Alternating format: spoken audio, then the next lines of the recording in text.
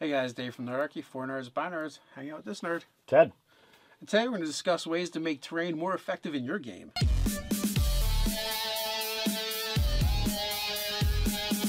Hey guys, jump down to the description below where you can sign up for Nerdarchy, the newsletter. It's a great way to get gaming tips as well as learn how to game with Nerdarchy. Not too long ago, we did a video about using weather in your game, and along that veins, we're going to talk about terrain in general and how to improve your gaming experience as for your players through terrain.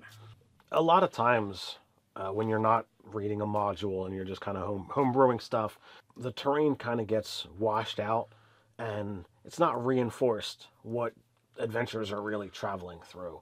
And I think that using terrain has the ability to really add to the immersion factor. And just like the weather, you can have it hamper your players.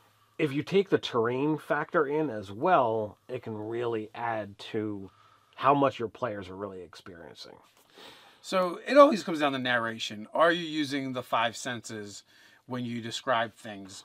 If there's something, if things are tactile, whether it's because you're touching them or because they're textured and you can see that texture, is that being described? Is there a particular smell or odor that your players would be experiencing?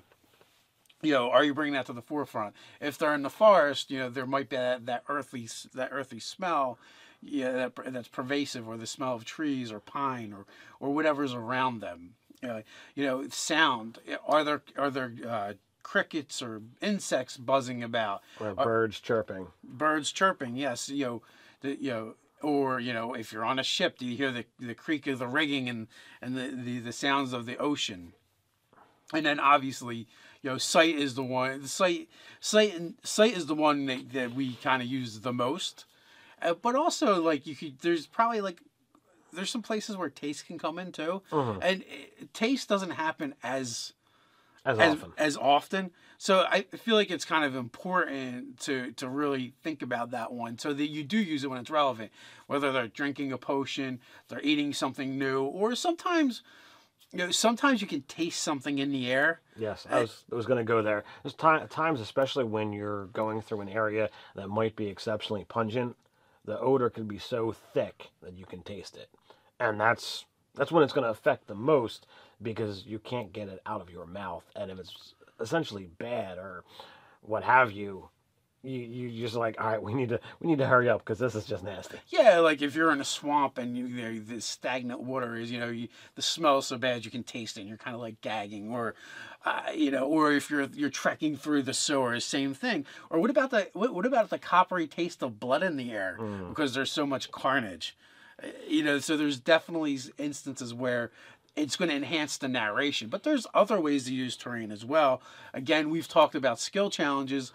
Skill challenges is a perfect way to pit your players against the terrain, or it could just be against nature itself, pretty much, or it could just be skill checks for individual things like climbing the tree, climbing a mountain, working your way through through swamps or something like that, where it's just not going to be easy going. While you're using that narration, if you're traveling through the forest, how thick are the trees? How far can they see? And you can get a little bit of paranoia going if they can't see all that far. Similar to the way the fog in our other video was talking about obscuring view. The trees and foliage have the ability to do the same thing. If they're on a winding path through a dense foliage or thick forest, and they might be hearing sounds of things rustling and moving off in the distance without knowing exactly what it is. And if they're being hunted, or if there's things that have been forewarned that are dangerous in that particular forest, they could be on edge, and you can use that to heighten the immersion and to keep the players on their toes. And then every once in a while you throw out that, oh, it was just a squirrel or a bird flies by, or what have you, and it's like, all right, we're safe. And that's when the stealthy thing actually sneaks out and attacks. Yeah, it's good to do those things where you build the tension, and then then you kind of diffuse it with, oh no, this is a flock of birds that just explode out of the foliage and it's nothing. Now I wouldn't always do, okay, now the sneaky thing attacks, because then obviously they will always know. Then now the sneaky thing will attack. That's going to happen. Yeah, you wanna make sure you mix it up properly. The other thing too, when you're talking line of sight, you mentioned earlier before we started filming, was like rolling hills, where you're gonna have your line of sight and constantly broken and come back, which could also be interesting if you use it in different ways. Not so much to hide things from your players, but like, okay, like they see something in the distance when they crest the hill, then they're going to crest another hill. Oh, well, now it's closer. So you could build tension that way, because they're, and then they're going to have to decide what to do. If they keep going as they were, it could vanish altogether. It could show up, they could end up meeting, up on the crest of the next hill. Right. Who knows, or however the players react to seeing this thing in the distance. If the thing spots them, is it going to react in kind? So it becomes like this game of cat and mouse with the hills and the broken line of sight. Or if you have a grassland or plains where you can see, for miles around you, that's a completely different scenario. Especially if you can see all of this distance and you don't have anything that changes, it can really wear away on a person's mind. When we took the fantasy cruise and a bunch of us were walking through Cozumel, we were looking on, and it was either Nate or Matt, but they're like, oh, well, I think we can see the other side of the island. Cozumel's not all that big. Let's just walk. And he's like, it's no more than a mile or a mile and a half. Well, we walked for about a mile, and like the terrain really didn't change. And what we saw in the distance never really got any closer. Yeah, well, yeah, that's the optical illusion of an unbroken horizon, right? You can see for as far as you can see, and nothing changes. And when you're talking about that, you're on an island, and beyond the island is the sea. If nothing's changing, it can be very deceptive. Right.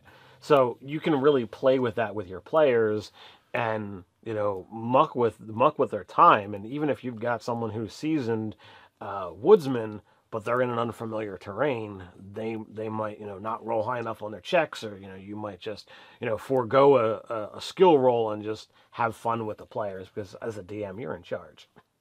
Yeah. So basically, grasslands, desert, any kind of plains, sea or ocean, all of those are going to kind of give off that effect.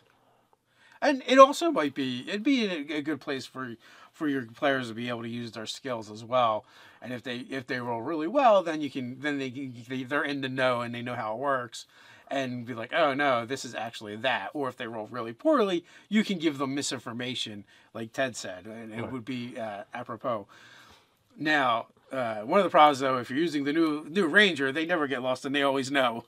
Well, there's sometimes you just kind of have to forego some of that stuff to make it more thematic to the adventure that you're trying to run. And then the other side of this coin is using terrain and things like that in combat. And a lot of times, players will look for cover and that kind of thing. And as long as it's possibly available, I'm always willing to allow players to use that to their advantage, because when they say, oh, well, I want a rock, all right, well, that means the monsters can use that rock too. So it's always good to have that. But at the same time, if you have more interesting terrain going on, Dave and I had just recorded a video on the Netflix series Troll Hunters. And there was this whole huge training ground in that show that they used that was kind of morphing and changing. And it's like, it got me thinking, like, all right, well, what if maybe it's not morphing and changing, but what if you've got this like swampy area that's got a lot of deadfalls and things, and you need athletics checks just to move in and around, or acrobatics checks just to get from thing to thing. Yeah, you could just plop down the tree, swim across, climb up the tree, but that might take 2 rounds, where you could just jump across just to make that move. So it's part of your movement. You're making a check, but it's using the terrain to change the way the game is going on. And it's combat, so time is crucial. So is it worth jumping in and checking? Or is it worth the chance to jump, or do you take the time and have other stuff happen? Right, and you can also do fun things like having vines to swing from or climb. Again, there's rocks that they're hiding behind. Is there a monster big enough to pick them up and throw them at you? Or, you're hiding behind the rock and the monster comes over and just picks it up. And then, there goes your cover. Deadfalls, like Ted said, is there interesting ways to use that, not just for cover? Are they small enough to be rolled, possibly down a hill or something? Ravines, something like that is kind of fun. Again, you can do things which I know as players we always hate it, but if you're climbing, a cliff face or something and having encountered then becomes really, really scary for you as the player, because now not only do you have to fear the monster, you have to fear being knocked off. Or, if you're playing near the edge of a cliff, can you use the player use that to your advantage and try and get the monster to go run off the cliff or something like that? So there's always like fun things like that going on. And that's not even like the more interesting things you can do with terrain. Like, what about some of the scenes from your favorite movies? Like the cart scene in Indiana Jones and the mines. Right. When you're battling, you could be battling goblins and you're in one cart and they're in another. And you're exchanging fire back and forth. They're trying to jump into your cart. They're trying to push you out of the cart. You're pushing them out of the cart. It could be a lot of fun things. I know in the one shot I ran, ended up with a battle on top of a lightning rail, which is essentially a train. So the players always had to figure out, well, how am I going to not fall off the train? even with players that had wings that could fly, they're like, well, I can fly, but the problem is I can't fly fast enough to keep up with the train, so I have to try and stay on the train. Yeah, that was back when the Aarakocra first came out. Yes. And everybody's like, oh my god, a player race that can fly. Absurd!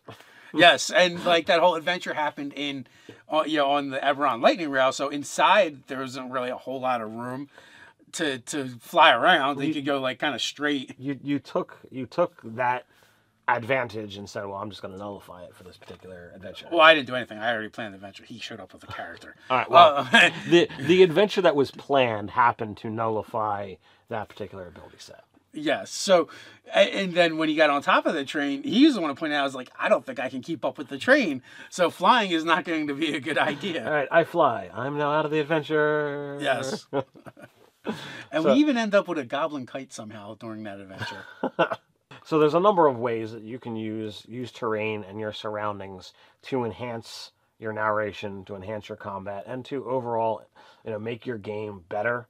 So I asked the question, how do you use this stuff in your games? You got any cool stories that you want to share? It's a great place for that, and that's the comments down below.